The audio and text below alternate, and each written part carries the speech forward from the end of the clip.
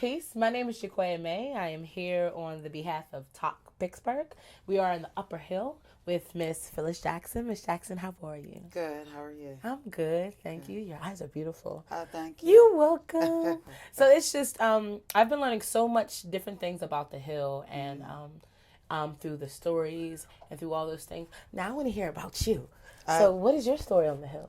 My story on the Hill is it goes back to my family originally lived where the families were displaced from the Civic Arena being built down there. So we moved to Bentley Drive. So I was actually raised on Bentley Drive, and I lived down there for 25 years, which is a housing project. And in 1986, we moved up here, but I've lived predominantly the majority of my time here in the Hill District. Oh, wow. That's so amazing. Now, I know about the families being displaced in Mellon because my grandmother was raised on the street down there, and she talks about it all the time. So, I mean, outside of that, what are some things that you automatically love about your community? I guess the most important thing is being familiar with it. The surroundings, the people, the culture, and just going through the different times, from like when I was a child, the 60s, the 90s, and on up, the different changes that it went through. And I like the convenience, the location. How convenient, like everybody went to school together. You kind of went to school in the same neighborhood, as opposed to where my son, he was bussed out at a certain point. And just the closeness, people just knew one another at that time. Yeah, it definitely was at a different time. So, okay, so there are some things that you like about your community that are of its past. What are some things that you may not like? The things that I don't like right now, what we're going through, as I look around my neighborhood, I see a lot of debris and litter, and I don't like the violence that's going on right now. And I don't like the fact that neighbors don't know neighbors like they used to. A lot of people don't come out like they used to, and that I don't like at all. Okay. So, but, it's going to take us all to try to work through it to get over this. Yeah. But I don't think it's just here. I think it's going through a lot of the other different cities, too. And neighborhoods here in Pittsburgh. That's right. Right. So my question is, the next one is as you grew up around people that you knew by name. What are some names that automatically make you smile about living on the Hill? Miss Maddie Evans. Yeah, she was the first person that my mother came in contact with when we first moved in on Bentley Drive, and she was the longest resident down there.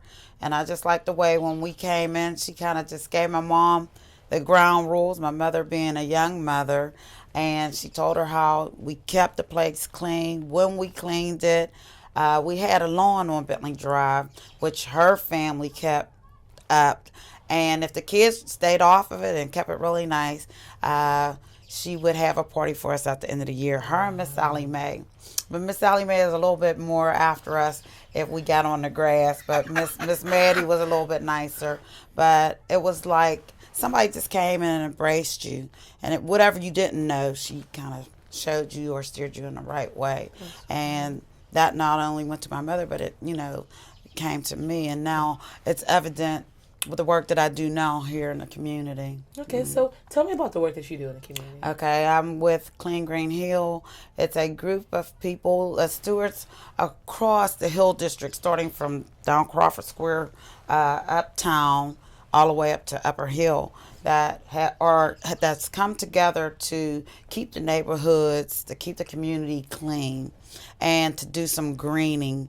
And I'm just on fire. It's like my passion. It was like when I was in Carlo, I was in Carlo, and I was talking to a lady, an old neighbor that used to live up here, and we met together, and we was like, when we look around, just the deplorable conditions that our neighborhood has fallen into.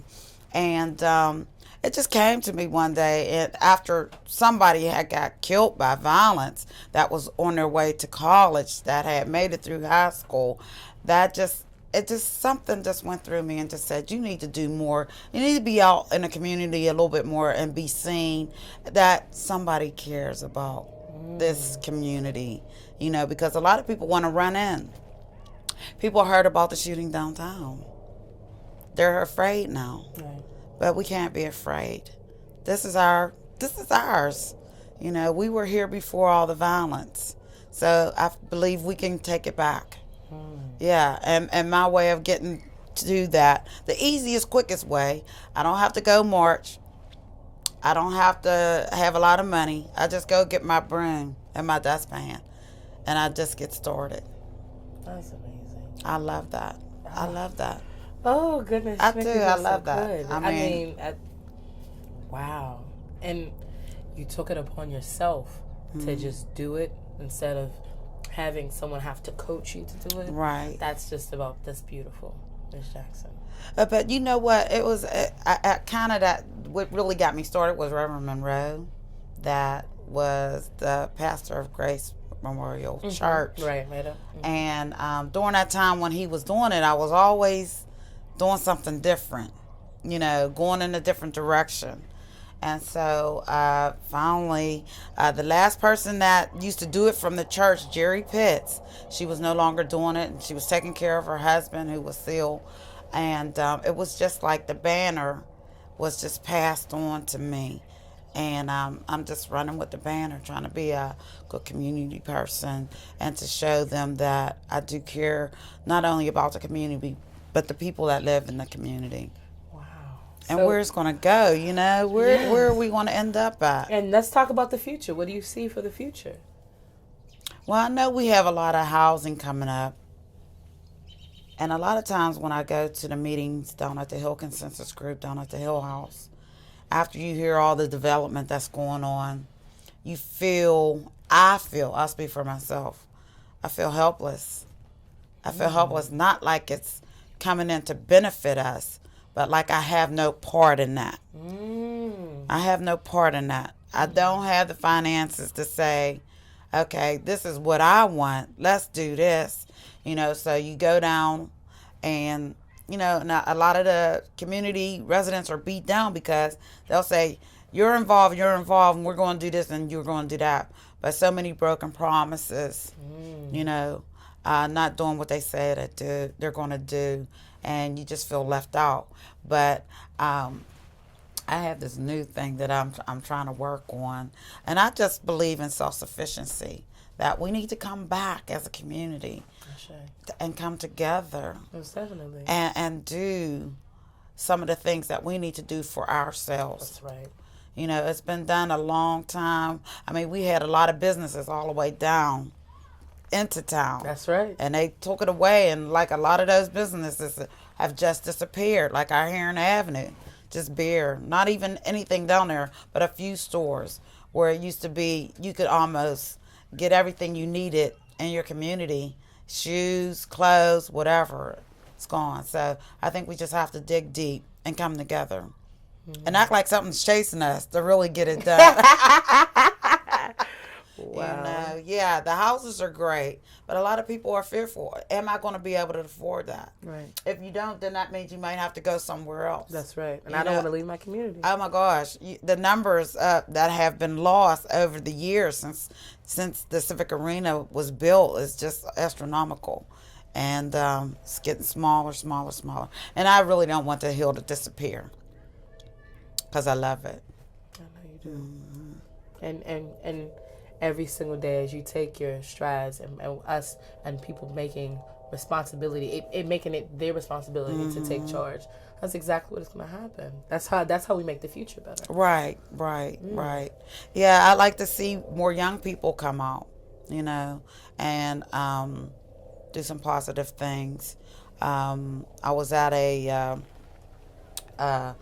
I think he's a councilman, Peduto, who's running for mayor. I was at one of the rallies, and one of the guys said, well, why did you close down Conley Trade? Yep. A lot of the people need to be trained to get out here to find a job.